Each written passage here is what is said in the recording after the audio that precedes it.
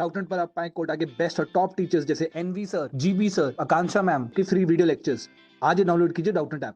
Hello students, तो आज हम लोग कोऑर्डिनेशन कंपाउंड के कुछ मोस्ट एक्सपेक्टेड बहुत इंपॉर्टेंट क्वेश्चंस डिस्कस करेंगे। एक क्वेश्चन मैं इसमें से ऐसा भी लूँगी जो कि सॉल्यूशंस चैप्टर से रिलेट कर है, तो कुछ भी नहीं करना, आपको कॉलिगेटिव प्रॉपर्टीज़ को और इस चैप्टर का थोड़ा सा कॉन्सेप्ट लगाना है और इस क्वेश्चन को सॉल्व करना है। उसके अलावा जैसे कि कलर और ऑप्टिकली एक्टिव मतलब आइसोमर से क्वेश्चन बहुत ज़्यादा पूछे जाते हैं, उसको एक क्वेश्चन मैं उस टाइप का लूँगी।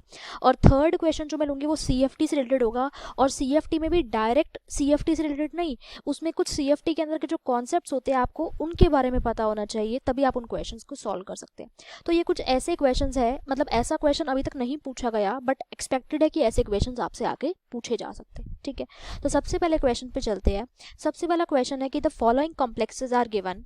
हमें कुछ कॉम्प्लेक्सेस गिवन है, हमें इनके बारे में करेक्ट स्टेटमेंट बतानी है। ये वही क्वेश्चन है जो कि ऑप्टिकल एक्टिविटी और कलर से रिलेटेड है। सबसे पहला पॉइंट है कि ट्रांस CO NH3 4I2+, इसके बारे में बोला है। फिर है सीस CO NH3 वोल्टवाइज En2 3+, देन है ट्रांस CO NH3 वोल्टवाइज En2 3+। पहली स्टेटमेंट है कि 4th और 5 कलर्ड है, 6 कलरलेस है। इसको हम बाद में देखेंगे, पहले हम फर्स्ट सेकंड थर्ड के बारे में जो स्टेटमेंट्स बोली है उनको देखते हैं। तो उसमें जो हमारी सेकंड स्टेटमेंट वो ये है कि सेकंड इज ऑप्टिकली एक्टिव और 1 and 3 आर ऑप्टिकली इनएक्टिव। तो ये चेक करने के लिए हमें इनका स्ट्रक्चर ड्रॉ करना पड़ेगा। सबसे पहले है CO NH3 4I2+, CO NH3 4I2+, और ये ट्रांस स्टेट में है, ये ट्रांस स्टेट में है इस तरीके से। ठीक है, CO NH3 4I2+ इस तरीके से। और उसके अलावा सेकंड जो है वो है सिस CO NH3 वोल्टवाइज En2 3+, ये सिस फॉर्म में है। अब CO NH3 वोल्टवाइज 2 ethylene diamine ligands इस तरीके से।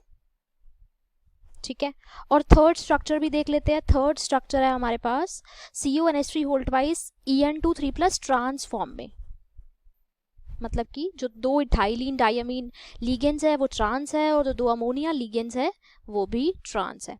अब इनकी ऑप्टिकल एक्टिविटी के बारे में बात की है सेकंड और थर्ड पॉइंट में। तो हमें पता है कि जो ट्रांसफॉर्म्स होती है वो ऑप्टिकली इनएक्टिव होती है क्योंकि उसमें प्लेन ऑफ सिमेट्री आ जाता है। उसके अलावा जो हमारी सिस फॉर्म होती है वो ऑप्टिकली एक्टिव होती है क्योंकि उसमें प्लेन ऑफ सिमेट्री नहीं होता। अब इस ट्रांसफॉर्म को देख लो, अगर मैं इस प्लेन से कट करूं तो मुझे 2 इक्वल हाफ्स मिल रहे हैं, यानी कि ये क्या है, मेरा प्लेन ऑफ सिमेट्री है। और अगर कोई भी सिमेट्री एलिमेंट आ जाता है तो वो चीज़ हमारी ऑप्टिकली इनएक्टिव हो जाती है। तो जो फर्स्ट है वो ऑप्टिकली इनएक्टिव है। अब सेकंड में देखो, ये जो सेकंड है इसमें कोई भी प्लेन ऑफ सिमेट्री नहीं है। अगर मैं इस प्लेन से कट करूंगी तो भी मुझे सेम साइड नहीं मिलेगा, अगर मैं इस प्लेन से कट करूंगी तो भी मुझे सेम साइड नहीं मिलेगा, यानी कि इसमें कोई भी प्लेन ऑफ सिमेट्री नहीं है। और अगर कोई भी प्लेन ऑफ सिमेट्री नहीं है, कोई भी सिमेट्री एलिमेंट नहीं है, और अगर मैं इसकी मिरर इमेज बनाऊंगी वो भी नॉन सुपर इम्पोजिबल होगी, तो उस वजह से ये जो सेकंड है, मतलब जो सिस फॉर्म है हमारी, वो ऑप्टिकली एक्टिव फॉर्म है।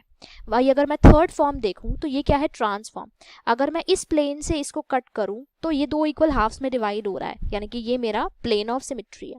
अगर प्लेन ऑफ सिमेट्री है तो ये कैसा होगा, ऑप्टिकली इनएक्टिव होगा, ऑप्टिकली इनएक्टिव होगा। यानी कि जो मेरी फर्स्ट और थर्ड है वो ऑप्टिकली इनएक्टिव है, लेकिन जो मेरी सेकंड फॉर्म है वो ऑप्टिकली एक्टिव है। अब सेकंड में वो बोल रहा है कि second is optically active, 1 and 3 are optically inactive, तो ये बिल्कुल सही है। 1 and 2 are optically active, 3 is optically inactive, ये इनकरेक्ट है क्योंकि फर्स्ट फॉर्म भी ऑप्टिकली इनएक्टिव है। अब फर्स्ट और फोर्थ स्टेटमेंट को भी एक बार चेक करते हैं। फर्स्ट स्टेटमेंट है कि 4,5 आर कलर्ड, ये जो 4,5 है ये कलर्ड है। अब 4,5 में देखो कौन से आयन है, निकल 2+ है, इसमें है टाइटेनियम 4+ है, और इसमें है कोबाल्ट 3+। एक बार इन सभी में चेक कर लेते हैं, इनकी कॉन्फ़िगरेशन देख लेते हैं। निकल 2+ है मेरे पास D8, और जो ये आयोडीन है ये वीक फील्ड लिगेंड है तो पेयरिंग नहीं होगी, तो इसमें ये अनपेयर्ड इलेक्ट्रॉन होगा, और अगर इसमें अनपेयर्ड इलेक्ट्रॉन होगा तो यानी कि ये कलर्ड होगा, ये कलरलेस नहीं होगा। अब टाइटेनियम 4+ में देखते हैं। टाइटेनियम 4+ क्या है हमारे पास, D0, क्योंकि इसमें 4+4+ ऑक्सीडेशन स्टेट है। टाइटेनियम की कॉन्फ़िगरेशन इस S2D2 होती है, तो वो चारों के चारों ये लूज कर देगा तो D0 हो जाएगा, इसमें कोई भी अनपेयर्ड इलेक्ट्रॉन नहीं है तो ये कलरलेस होगा। ये कलरलेस होगा। अब आते हैं कोबाल्ट 3+ पे। कोबाल्ट 3+ की कॉन्फ़िगरेशन हो जाएगी D6, ठीक है। अब ये जो लिगेंड है ये वीक फील्ड लिगेंड है, तो पेयरिंग नहीं होगी, तो अनपेयर्ड इलेक्ट्रॉन होंगे, तो ये भी कलर्ड होगा। यानी कि जो 4th और 6th है ये कलर्ड है लेकिन 5th कलरलेस है। अब वो बोल रहा है कि 4th और 5th कलर्ड है, 6th कलरलेस है, तो ये इनकरेक्ट है। 4th कलर्ड है, 5th और 6th कलरलेस है, ये भी इनकरेक्ट है ना। क्योंकि जो 5th वाला है वो तो कलरलेस है लेकिन 4th और 6th कलर्ड है, तो इसमें से हमें करेक्ट ऑप्शन बताना था, तो हमारा करेक्ट ऑप्शन है ऑप्शन नंबर 2, ठीक है। तो हमारा करेक्ट आंसर हो जाएगा इसमें ऑप्शन नंबर 2। नेक्स्ट क्वेश्चन पे चलते हैं। नेक्स्ट क्वेश्चन है हमारे पास सॉल्यूशंस और कोऑर्डिनेशन कंपाउंड से रिलेटेड, दोनों का मिक्सचर है। सिंपल सा क्वेश्चन है, बस थोड़ा सा आपको कॉन्सेप्ट लगाना है, ठीक है। वो बोल रहा है कि 0.0001 molar solution of complex AB10, एक AB10 कॉम्प्लेक्स है, उसकी कॉन्सेंट्रेशन दी है 0.0001 मोलर, ठीक है। इसका फ्रीजिंग पॉइंट यानी कि TF दिया हुआ है हमें -0.0015 डिग्री सेल्सियस। अब बोला है कि ये 100% डिसोसिएट हो रहा है कॉम्प्लेक्स, लेकिन मुझे नहीं पता कि ये कितने आयंस में डिसोसिएट होगा। ये 2 आयंस देगा, 3 आयंस देगा, 4 देगा, मुझे नहीं पता। बस ये बोला है कि अगर ये डिसोसिएट होगा तो ये 100% डिसोसिएट होगा, मतलब जो इसका अल्फा है, डिग्री ऑफ डिसोसिएशन है, वो 100% है। और मुझे KF दे दिया, KF क्या है, गिवन है 1.86। अब मुझे बताना है इस कॉम्प्लेक्स का फॉर्मूला क्या है। अब फॉर्मूला मुझे कैसे पता लगेगा? फॉर्मूला मुझे तब पता लगेगा जब मुझे ये पता होगा कि ये कितने आयंस देगा डिसोसिएट करके। अगर मुझे ये पता है तो ऑब्वियसली मैं फॉर्मूला बता सकती हूँ, है ना। तो बस यही निकाल लेते हैं कि कितने आयंस ये देगा। अब वो कैसे निकाल सकते हैं हम लोग? वो हम निकाल सकते हैं कॉलिगेटिव प्रॉपर्टी का यूज़ करके। वैन टॉप फैक्टर में अगर 100% डिसोसिएशन हो तो वैन टॉप फैक्टर से मैं डायरेक्टली बता सकती हूँ कि कितने आयंस मुझे मिलेंगे। तो कॉलिगेटिव प्रॉपर्टी होती है कि delta TF is equal to I into KF into molality. अब डेल्टा TF क्या हो जाएगा? TF naught minus TF naught कितना होता है? 0, और TF कितना है? -0.0015 डिग्री सेल्सियस। तो डेल्टा TF क्या हो जाएगा? 0.0015, ये हो जाएगा डेल्टा TF। अब चाहे डिफरेंस आप केल्विन में लो चाहे सेल्सियस में लो, बात तो एक ही है। इज इक्वल टू I, और KF यहाँ पे कितना है? KF है हमारे पास 1.86, इसकी मोलालिटी है 0.0001। अब I क्या हो जाएगा? जितने नंबर ऑफ आयंस ये डिसोसिएट होके देगा वही हमारे पास I के इक्वल होगा, क्योंकि अल्फा तो हमारा 100% ही है, अल्फा की वैल्यू तो 1 ही है। तो I हो जाएगा 0.0015 डिवाइडेड बाय 1.86 मल्टीप्लाइड बाय 0.0001। तो जब हम इसको सॉल्व करेंगे तो हमारे पास जो I की वैल्यू आएगी वो आएगी 8.06, मतलब अप्रॉक्सीमेटली इक्वल टू 8 के इक्वल आ जाएगी I की वैल्यू, ठीक है। तो यहाँ पे I की वैल्यू कितनी आ रही है हमारे पास? I की वैल्यू आ रही है 8। तो अगर I की वैल्यू 8 आ रही है मतलब ये जो AB10 कॉम्प्लेक्स है ना, ये 8 आयंस दे रहा है डिसोसिएट होके। अब ये 8 आयंस कब देगा? ठीक है, अब ऑप्शंस में चेक करो। ये तो AB8 है, इसमें B8 दिए हुए हैं, लेकिन हमारे पास टोटल B2 थे, ठीक है।